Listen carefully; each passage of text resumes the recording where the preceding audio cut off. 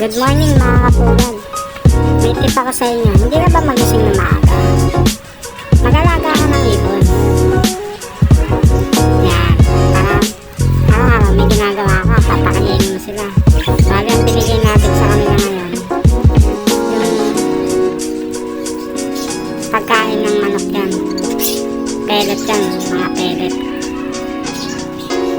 Kasi ang mga parakit, hindi sila kumakagat ng pellet na matitigas eh. Hindi nila kinakain. Ang ginawa ko, niglagyan ko siya ng tubig. Binurog ko muna. Ayan. Tatuloy-tuloy yung kain nila.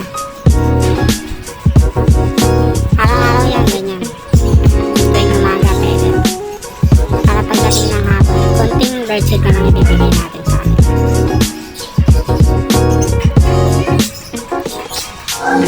Hindi na sila nahihiya sa camera, diba? Sasanay na sila sa